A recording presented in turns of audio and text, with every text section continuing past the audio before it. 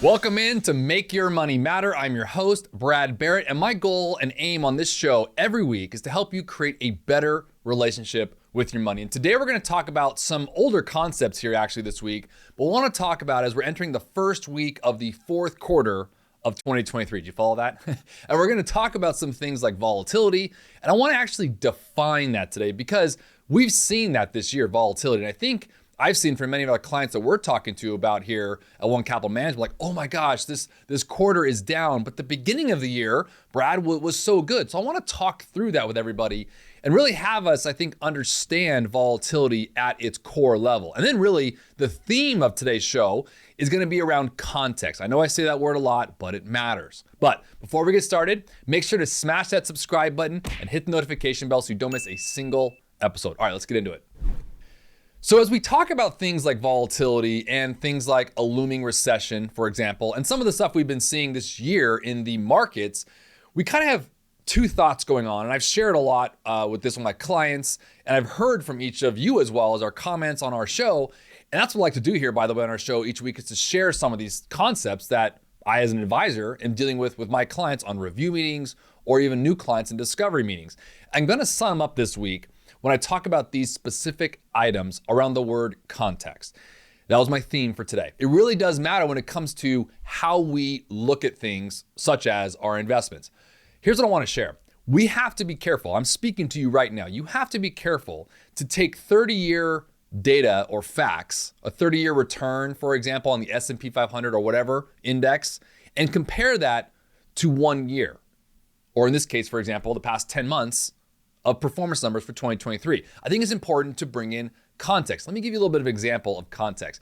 Years ago, a news reporter actually asked Michael Jordan if he thought the 90s Bulls could beat LeBron's Lakers. And Michael Jordan's answer was, of course, yes. Now, the reporter then followed up and said, okay, well, Michael, by how much? And Michael said, 2 or 3 points.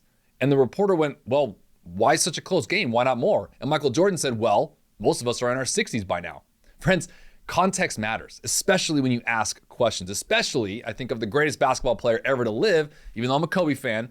That being said, I think it's important to talk about some things here today as we look at context. Look, volatility rose during the last quarter. We just saw that. We just ended our last quarter here a week or two ago. We just began the fourth quarter of 2023. And as such, concerns and fears among investors rose. So inflation staying stubbornly high, obviously central bankers are indicating that they may raise rates yet again, or at least not lower them anytime soon. And that's one aspect here, right? Now, this continued weakness in things like manufacturing that we saw and consumerism really feeling the brunt of the high cost of goods and services. Now, we obviously saw mortgage rates and interest increasing as well. And these are just to name some of the factors that I think all of us are thinking about. And I really think are spooking a lot of investors out there. We're in the holiday season, or the Halloween season, I should say.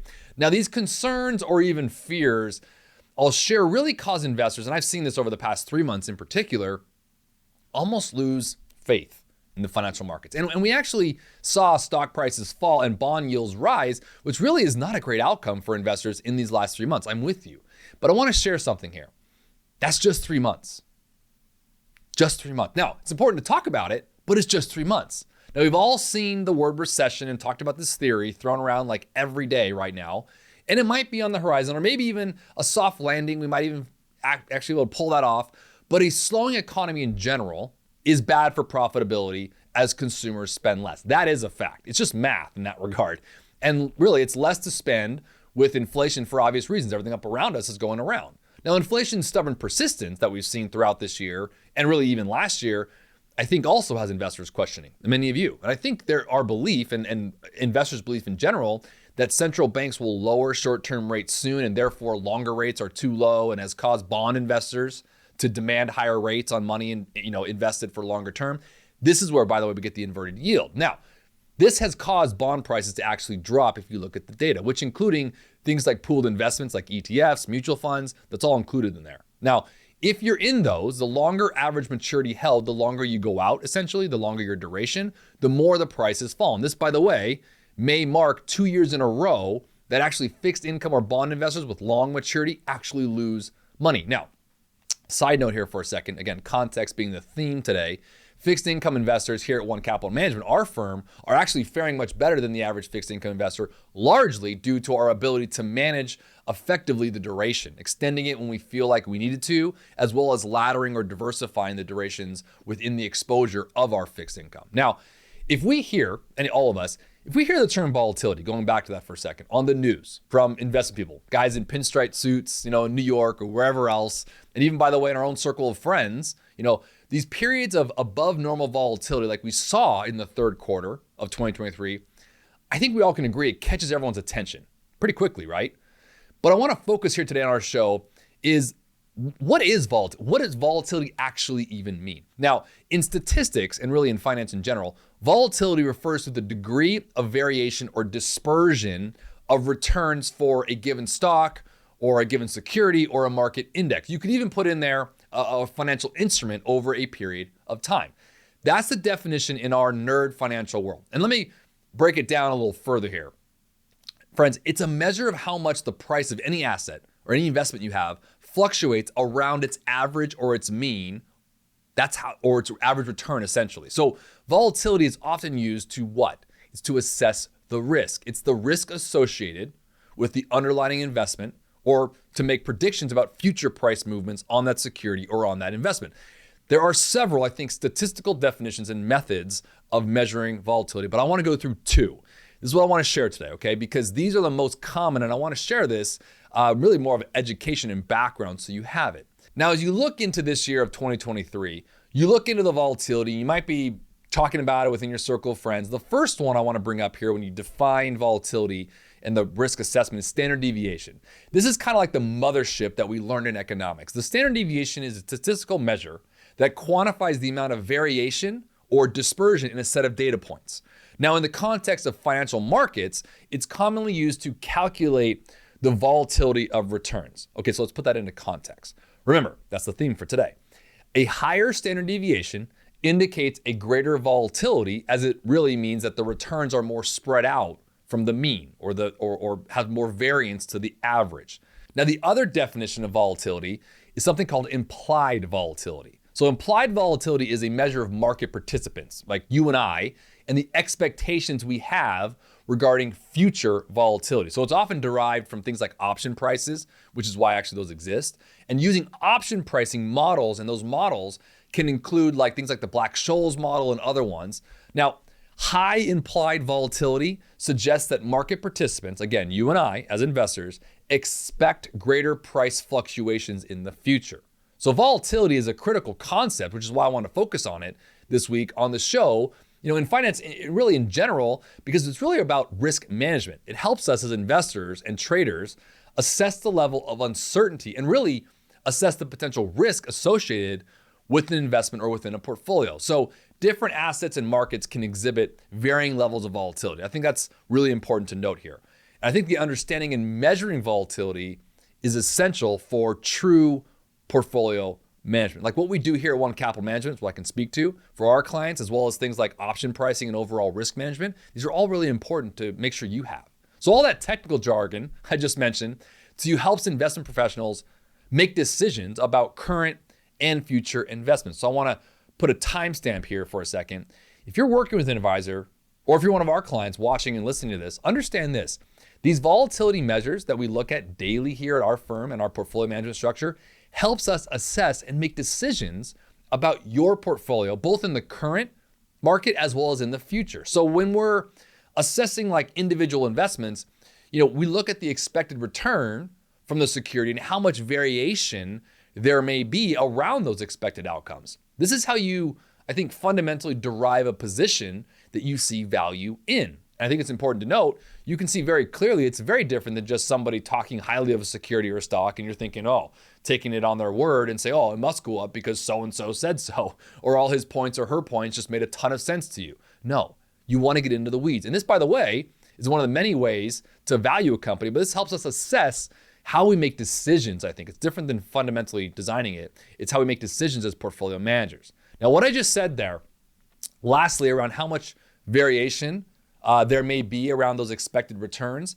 the higher the variance or standard deviation, as I mentioned, the greater the chance of higher than expected returns or lower than expected outcomes may occur. So This analysis using data and math helps us allow, I think, for better informed decisions. And I want to repeat that.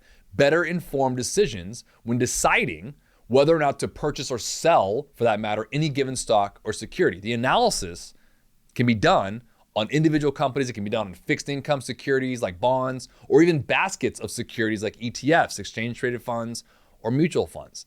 Now, volatility, let me put a bow on this here. Volatility, it isn't good or bad.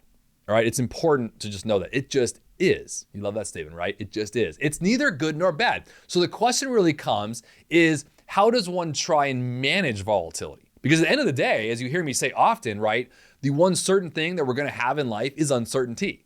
The fact that we think it's just going to go straight up from here or in any time period is kind of just ludicrous, right? So we really have to ask the question, how do we manage volatility? How do you manage it? And ultimately, that gets into how we manage a portfolio. That's how you derive it. And frankly, there are a number of ways to try and control large swings in prices, but the first is to buy more than just one security. So what?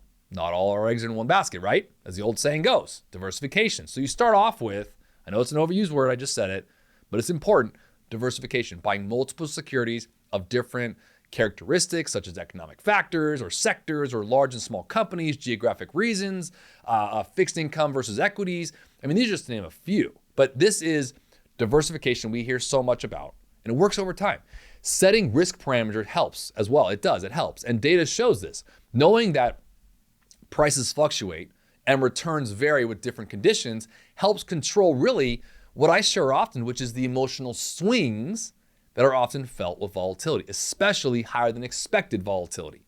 You know, especially the time, right? It's also a great help here. So keeping a long-term perspective allows all of us as investors to weather the storm. I think the short-term swings and focus on our ultimate goals with our money matter. Now with volatility, I also want to share this, and I talk about it a lot. When you know what you're looking at, when you know what you're looking for, volatility can be a really good friend to you. Said differently, with volatility comes opportunity.